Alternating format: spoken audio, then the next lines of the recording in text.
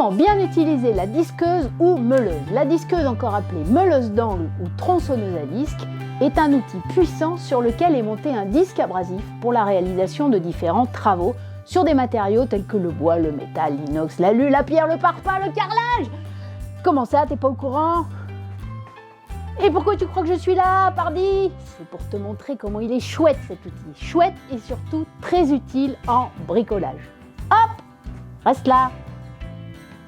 Cet outil te fout les jetons.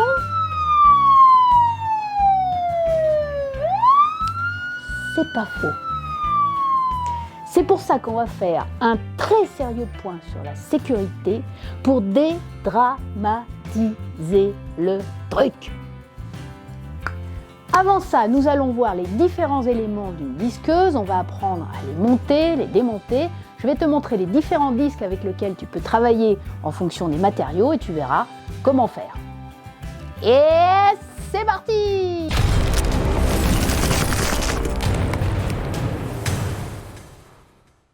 Coucou les filles, heureuse de vous retrouver pour ce nouvel épisode d'Elle Bricole, l'espace où on apprend et on progresse en bricolage pour devenir autonome à la maison. Hop, hop. C'est quoi cette rallonge qui traîne par terre? Si tu débarques ici pour la première fois, abonne-toi. Ben si, parce que moi je reviens chaque semaine avec un nouvel épisode. Si, Elle Bricole, ouais, chaque semaine. Donc si tu veux apprendre des trucs, bricolage, si tu veux progresser, si tu veux que je te montre, si tu veux apprendre, tu viens. Aïe! C'est fait? Allez, on y va! La meuleuse ou la disqueuse se décline en plusieurs puissances et dimensions. En 115, en 125 et en 230. À quoi ça correspond? Là, tu vois, j'ai deux modèles. En fait, ça correspond au diamètre qui est donné en millimètres des disques avec lesquels on peut travailler. Celle-ci, c'est le petit modèle le plus léger qui est donné en 115 mm. Ici, c'est le modèle intermédiaire en 125. Tu vois que le disque n'est pas tout à fait du même diamètre. Et puis, il en existe une grosse en 230 mm. Donc ça fait quand même un disque de 23, c'est conséquent. Là, je ne peux pas te la montrer parce que je n'en suis moi-même pas équipée. C'est vraiment réservé aux travaux très puissants. Hein. Souvent, les artisans, évidemment, ont ça en maçonnerie, en métallerie. Bon, moi, j'en ai jamais eu vraiment l'utilité. Tu vas trouver aujourd'hui des modèles sur batterie. Bon, alors ça, je te laisse le choix en fonction de tes besoins, de tes envies. Peut-être d'aller quand même échanger un peu avec le vendeur au magasin, te donne son avis. Tu as le choix, fil ou batterie. À retenir que l'atout principal de la meuleuse, il est lié à la possibilité justement d'utiliser différents types de disques et donc la possibilité de tronçonner ou de décaper efficacement différents types de matériaux. Je t'ai parlé précédemment du bois, du métal, de l'inox, de la pierre, du parpaing, du béton armé, du carrelage. Tu vois, ça fait autant de matériaux que tu vas parvenir à dompter aisément avec cet outil. Mais c'est vrai que son utilisation nécessite un certain nombre de précautions. On va voir ça et l'outil un peu plus en détail. Comment c'est foutu une meuleuse? Tu as deux parties.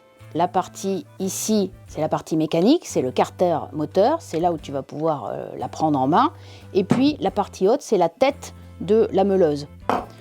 Sur cette tête, tu vas trouver un carter de protection qui est réorientable, deux rondelles qui sont vissées sur l'axe, l'arbre moteur de la machine. C'est là où tu vas pouvoir venir insérer le disque, hein. On va voir ça en détail. Tu as ici un bouton important, c'est le bouton qui va permettre justement, tu vois là j'ai une rotation, la machine elle tourne dans les deux sens. En appuyant sur ce bouton, ça va venir bloquer l'arbre moteur justement pour me permettre de venir insérer le disque dans de bonnes conditions. J'ai une clé de serrage qui est livrée avec, qui va permettre de finir cette opération pour serrer le disque en venant avec les deux petits picots ici. Tu as une poignée amovible que tu peux mettre à différents endroits de la machine et qui permet de t'adapter si tu travailles dans les positions d'angle. Et enfin, un interrupteur on-off. Bon, ça c'est une vieille machine. Je sais qu'aujourd'hui il existe des modèles avec des variateurs. Ce n'est pas le cas de celle-ci. Alors, comment on fait pour installer un disque? Donc, on va enlever la première rondelle. Le carter, c'est qu'il doit être, pour ta sécurité, hein, son ouverture, ici, doit être sur la pièce à travailler pour pouvoir évacuer les débris des projections sur le côté et non pas directement sur toi. Donc, qui dit vieille machine, hein, dit système un peu has-been, c'est-à-dire que moi j'ai besoin de visser, dévisser, c'est assez fastidieux. Aujourd'hui, il existe des modèles, les fabricants ont quand même gagné un peu en confort d'utilisation, soit des modèles à bagues crantées qui permettent d'orienter directement le cache, ou alors avec un système de fermeture avec une petite manette là directement à fermer, donc ce qui évite, je crois, le travail avec le tournevis. Donc j'ai ma première rondelle. Ici, tu vois, on ne peut pas se tromper hein, parce qu'elle n'a pas, le dessous n'est absolument pas à l'identique. Celle-ci est adaptée à l'embout qui est sur l'axe. Donc je viens l'installer, clac, voilà ici. Je vais venir prendre un disque. Alors, sur les disques, on va y revenir tout à l'heure, mais tu as certains disques, tu vois, avec une flèche. Et puis d'autres où il n'y a pas de flèche. Alors, la flèche, c'est simplement que sur la machine, tu vas trouver, sur toutes les machines, au-dessus, ou là, une flèche qui vient indiquer le sens de rotation de la machine quand elle tourne. Donc la flèche ici, moi, m'indique que mon disque va tourner dans les sens inverses des aiguilles d'une montre.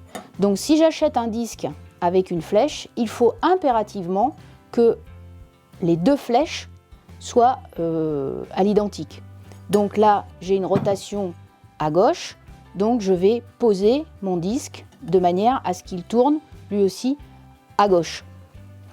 Sur un disque où il n'y a rien d'écrit, je ne me pose pas la question. Je viens placer mon disque là, je le centre bien. Il ne faut pas que le disque puisse toucher le carter de protection. Je viens avec la deuxième rondelle avec les trous sur le dessus. Je commence à visser à la main. Et pour finir, parce que là, tu vois, je peux difficilement serrer, ça va tourner. Donc, je prends la clé de serrage et je vais venir sur ce bouton qui va donc bloquer l'arbre moteur. On va entendre un petit clac et qui va me permettre de serrer. Là, ça tourne. Clac. Et là, ça ne tourne plus. Donc, je peux serrer. Je n'ai pas nécessité à serrer très fort. Il suffit juste que le disque soit bien maintenu. T'inquiète pas, il ne va pas partir comme une soucoupe volante. Voilà, à ce stade, je n'ai plus qu'à installer la poignée. Voilà. Et à brancher. Parce que, bien entendu, toutes ces manipulations se fait la machine débranchée. Je suis prête à travailler. Pour changer de disque ou arrêter de travailler, ranger le matériel, je fais l'opération inverse. Je prends la clé de serrage. Et là aussi, tu vois, si je ne touche pas au bouton, ben je ne vais rien pouvoir desserrer. Donc je bloque ici, je vais attendre le petit clac, clac, je desserre. Alors attention, hein, si tu as travaillé longtemps, il se peut que toutes ces pièces soient un peu chaudes.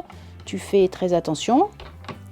Tu enlèves le disque, donc soit tu en mets un autre, soit tu remets la rondelle et tu peux ranger ton matériel. Concernant les disques avec lesquels tu vas travailler, tu vas déjà distinguer trois familles. Les disques à tronçonner, c'est-à-dire les matériaux durs, le métal, la brique, le parpaing, le carrelage, la faïence, la céramique. On peut ajouter aujourd'hui, parce qu'on a un nouveau disque sur le marché qui permet de tronçonner le bois. Deuxième famille, les disques à ébarber ou ébavurer le métal. Troisième famille, les disques abrasifs qui vont te permettre de poncer, de décaper le bois, le métal, voire la pierre. Il y a un accessoire qui peut se mettre sur la disqueuse qui peut accueillir certains disques et certaines brosses aussi pour attaquer le métal. Les disques à tronçonner le métal, ils sont tout fins. Hein. Je t'invite évidemment à bien regarder les écrits sur la face des disques pour savoir si vraiment ça correspond à ce que tu souhaites faire. Tu vois, moi ici, à un moment donné, j'ai besoin de découper de l'alu. Je ne le savais pas, mais on m'a dit il y a un disque spécifique qui marche beaucoup mieux sur l'alu. Les disques à découper le métal, très pratique à la maison. Tu vas pouvoir découper de la tige filetée, des petites cornières d'alu, des plaques d'inox, des fers plats, des morceaux d'acier, des plaques d'acier. Tout ça, c'est accessible avec les disques à tronçonner le métal. Pour tronçonner les matériaux durs, tu as type parpaing, béton, briques, pierre, tu as des disques qui sont diamantés des deux côtés, face interne et face externe, sur le dessus. Ceux-ci sont segmentés et si tu as une bricole à faire, tu peux aussi trouver des disques plus classiques, beaucoup moins chers que ceux-ci, hein, mais adaptés aussi, matériaux, pierre, parpaing, voilà, plutôt en fibre. Donc, polyvalent, matériaux durs. Tronçonner le bois, eh ben depuis peu, c'est possible. On trouve maintenant des disques à tronçonner le bois qui sont donc, tu vois, segmentés avec là une accroche, hein, un pic. Super pratique parce que du coup, avec la disqueuse, tu peux engager des coupes franches dans le bois. Découper du carrelage, ici j'en ai deux. Alors ce sont des disques diamantés, hein, face externe, interne et sur le bord ici, en continu. Mais j'ai aussi une version, là c'est pour le grès sésame et faïence, qui est en continu mais un peu lamellé, quoi. Voilà. Donc là c'est pareil, hein, tu lis bien à chaque fois sur les disques pour ne pas te tromper et avoir le bon disque pour faire du travail propre. Bon, ce sont des disques qui coûtent un petit peu cher, il faut y faire attention, mais avec ça tu fais vraiment du super boulot sur le carrelage.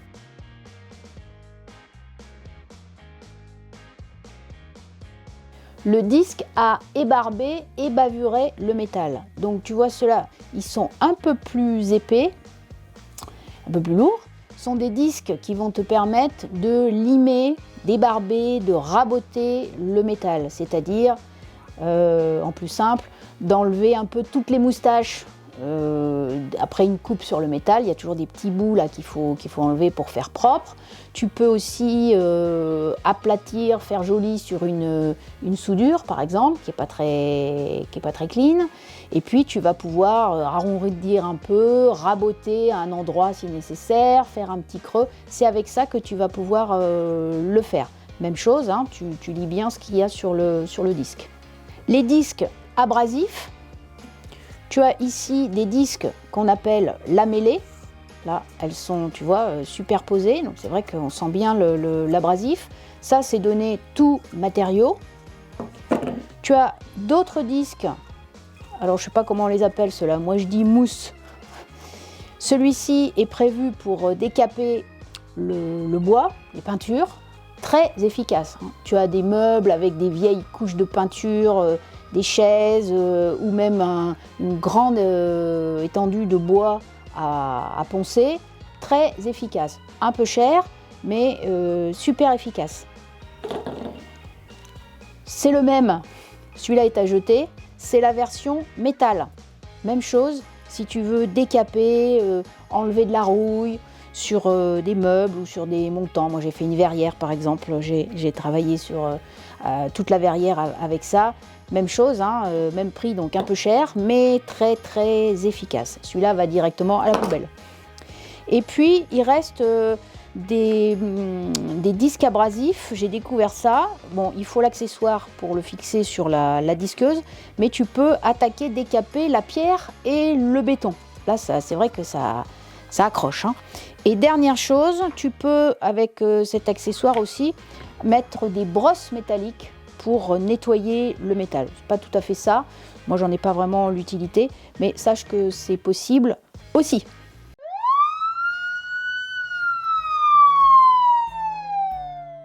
La sécurité, c'est le point le plus important de la vidéo. Écoute-moi bien.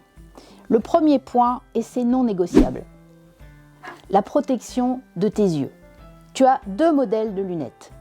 Des modèles un peu durs, en plexiglas, et le masque en plastique avec l'élastique. Le souci avec ça, c'est que les fabricants ne nous font pas encore des lunettes qui soient réellement adaptées au diamètre de notre tête. Donc c'est prévu pour une tête d'homme et souvent ça tombe parce que c'est trop grand et il n'y a pas moyen de régler. Le masque est plus adapté parce que tu peux effectivement adapter la courroie derrière pour que ça reste bien sur. Deuxième chose, si tu fais un travail un peu long, où il y a beaucoup de projections, je t'invite vraiment à passer sur le masque parce que tu vas voir la disqueuse, ça envoie quand même. Donc, et ça, quelquefois, ça peut passer par-dessous. C'est pas toujours finalement si adapté que ça. Réfléchis bien à qu'est-ce que je fais si c'est juste pour découper un bout de tige filetée. Évidemment que tu mets ça suffit amplement. Les yeux, c'est quand même le plus précieux. Ensuite, le masque. Alors on dit, le masque, oui, là c'est pareil. Tu fais juste une petite découpe, tu n'as pas besoin de t'équiper d'un masque. Si tu attaques un gros travail de ponçage, je t'assure que tu vas vite comprendre l'utilité du masque, que ce soit du métal, que ce soit du bois. Tu vas être alors si tu attaques des découpes de pierre, de parpaing, tu vas être dans un univers de poussière, de particules. Il faut vraiment que tu protèges ta respiration. Les gants. Alors les gants, t'as vu, moi j'ai les 10. Tout le monde ne peut pas dire pareil. Oui, je rigole. Bon, enfin je rigole. Non, je rigole pas, parce que malheureusement, il y en a qui ont laissé des bouts. Les gants, tu évites, si tu travailles surtout sur le métal, où il y a beaucoup d'étincelles, ces petits gants-là, qui ont tendance à cramer, tout bêtement. Donc tu passes sur des gants costauds, si possible en cuir. Ou des gants de déménagement, quelque chose qui soit adapté à ta main et qui soit d'une protection vraiment robuste. Et enfin, alors ça c'est à toi de voir, le casque, parce que la disqueuse, écoute,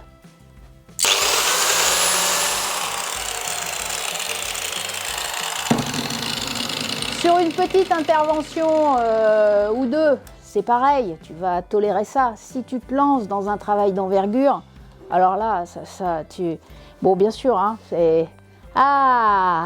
voilà. Comment? Oui. Donc, ces 4 éléments, lunettes, gants, masque et casque, ça, tu dois l'avoir vraiment. Tu achètes la disqueuse, il faut ça dans la boîte à outils. Et il ne suffit pas de les avoir, il faut encore les utiliser. OK ? Deuxième point, quand on change de disque, quand on intervient sur la machine, sur le carter de protection ou sur le disque, on débranche, toujours. Ça aussi, c'est non négociable. Et après, on rebranche. Et on reprend son travail. Règle 3, on ne travaille jamais sans le cache de protection. S'il est là, c'est qu'il a une bonne raison d'être là. C'est lui qui va diriger les projections à côté de toi ou derrière toi. Il va aussi, regarde, protéger, si tu tiens la machine à deux mains, s'il n'y a pas le carter de protection, si tu approches tes doigts du disque, tu prends directement un abonnement à la clinique. Alors, le carter, regarde, je te le montre là sur du métal parce que c'est là où c'est le plus probant. On a dit que l'ouverture était vers la pièce sur laquelle tu travailles pour justement diriger les projections sur le côté ou en tout cas derrière toi. Retiens ça, regarde les étincelles ici. Moi j'ai un sens de rotation comme ça. Donc, tu vois, ça part là. C'est vrai que ça pourrait être désagréable, ça l'est de temps en temps, selon comment tu es habillé. Je t'ai dit précédemment de faire attention, mais c'est vrai que les petites étincelles, ça pique un peu quand on les prend sur la peau ou sur, même sur le pantalon. Donc on serait tenté peut-être de dire « Oh, j'ai plein d'étincelles là ». Et si je mettais la machine à l'envers, effectivement, les étincelles, elles vont partir dans l'autre sens. Ça va être beaucoup plus confortable. Oui, sauf que là, tu mets carrément ta vie en danger. Je t'explique. Le sens de la rotation de la machine, donc, il est comme ça. Donc, le travail se fait là. S'il y a le moindre souci, il peut y avoir la lame qui se coince ou un moment d'inattention. C'est-à-dire que quand tu coupes, il ne s'agit pas de regarder ce qui se passe à droite à gauche. Hein. Il peut y avoir quelque chose de coincé, enfin, il y a plein de cas de figure. La machine peut riper, déraper. Ça tourne très très vite et probablement qu'à ce moment-là, la machine peut carrément t'échapper. Si le sens de rotation est comme ça, si je suis bien installée, la machine, dans ce phénomène de rebond, elle va m'échapper vers l'avant. Bon, à l'avant, il n'y a personne. Si, en travaillant à l'envers, j'ai ce même problème, X ou Y, que se passe-t-il à ton avis, puisque le sens de rotation est comme ça? Si la machine rencontre un problème et qu'elle m'échappe et qu'elle ripe, eh ben, elle va ou directement sur le haut des jambes, voire sur l'abdomen, voire en fonction de ce qui se passe, la configuration de la vitesse et du saut, elle peut monter peut-être jusqu'à la face. Donc, ce sont des accidents très graves qui peuvent arriver. Simplement, là, c'est mal utilisé. On ne fait jamais ça. Donc, ton repère, c'est d'avoir toujours les projections qui passent derrière toi. Si tu n'as pas ça, c'est que tu utilises la machine à l'envers. Donc, soit c'est parce que tu es mal informé, donc tu fais très attention, soit c'est intentionnel, et auquel cas, là, c'est pareil, tu prends un forfait pour la clinique, hein, parce que probablement qu'un jour, il va t'arriver une tuile. Règle 4. Sauf si tu travailles au sol. Si tu travailles en hauteur, et quelle que soit la hauteur, il faut impérativement que tu fixes correctement et solidement la pièce sur laquelle tu vas tronçonner, découper, décaper, peu importe. Donc, si tu as un établi ou si tu as une table, tu dois te servir de serre-joint pour maintenir l'ensemble. Hein. Si à tout moment ça bouge, ou sur la pièce ou sur ton support, la machine, elle ne va pas aimer. Il y a aussi un risque que le disque se coince et toujours ce phénomène de rebond ou de dérapage. 5, ça aussi c'est une règle, c'est non négociable. Si tu veux découper quelque chose en son milieu et que tu t'apprêtes par exemple sur ce carrelage-là à mettre 2 tréteaux et de poser ton carreau dessous et de dire eh ben voilà je vais couper là. Hein. Bon, et ben là tu t'apprêtes à faire une belle bêtise et à mettre l'ensemble en danger, et toi et le carrelage. Hein. Si tu choisis, il y a un ordre de priorité. Pourquoi? Parce que quand on coupe quelque chose en son milieu et qu'il n'y a pas de support dessous, donc je te rappelle c'est le cas des classiques des tréteaux, qu'est-ce qui va se passer? C'est au fur et à mesure que tu vas fragiliser et que tu vas découper, eh ben, le matériau va s'effondrer en son centre. Et là aussi, il y a un risque très très important que le disque, dans sa rotation, se coince. Et si ça se coince, encore une fois, le truc t'échappe. Clairement, ça va partir.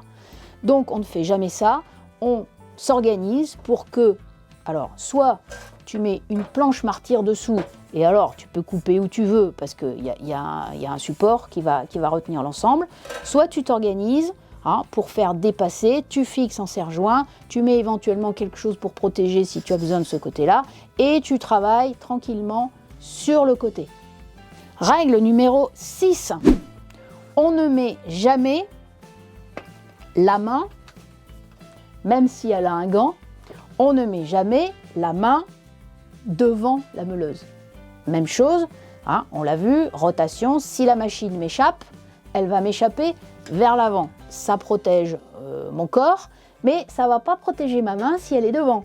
Ça veut dire que dans ce cas-là, si le truc t'échappe, rac, strike, game over, direction la clinique. T'as plus qu'à ramasser les petits bouts. Ok? Et puis la toute dernière chose, c'est qu'il y a une telle inertie quand on arrête la machine qu'il est important d'attendre l'arrêt complet du disque pour poser la machine. Ou tu la poses, mais tu la maintiens, tu attends l'arrêt du disque, parce que selon où c'est, ça peut trembler, la machine elle peut des fois se déplacer et elle peut tomber, hein, ça peut être dangereux. Et évidemment, on ne la pose pas disque vers le sol quand le disque est encore en train de tourner. Parce que sinon, tu flingues immédiatement le revêtement sur lequel tu la poses. Et là aussi, il peut y avoir un effet de rebond. Si tu as une main, un bras, un pied à côté, bon. Hein. Donc, on attend. Et voilà, j'ai coupé. Ça tourne, ça tourne, ça tourne. C'est vrai que c'est un peu long, mais si je la mets comme ça, j'abîme le revêtement. Donc, je la maintiens. Hein, ou au sol, j'attends qu'elle tourne et je surveille quand même. Voilà. Là, tu as ces 8 règles de sécurité. Je t'invite vraiment, hein, quand tu vas débuter ce travail-là, tu les notes quelque part, tu les récites, tu fais ce que tu veux, mais il faut absolument les respecter. Et à ce moment-là, tu pourras faire du joli travail. Tu vas te faire plaisir avec cet outil qui est quand même assez chouette. Voilà pour cette présentation de la disqueuse meuleuse, une présentation réaliste. Oui, cet outil est potentiellement dangereux, mais rassurante aussi parce qu'en respectant les règles d'utilisation et de sécurité, tu vois que son usage ne présente pas de réelles difficultés. Je t'invite à commencer à travailler avec une petite meuleuse en 115, c'est la plus légère, ça suffit largement. C'est un outil qui va t'ouvrir plein de perspectives et te rendre de nombreux services à la maison. Fais tes essais doucement, reste bien attentive. Salut!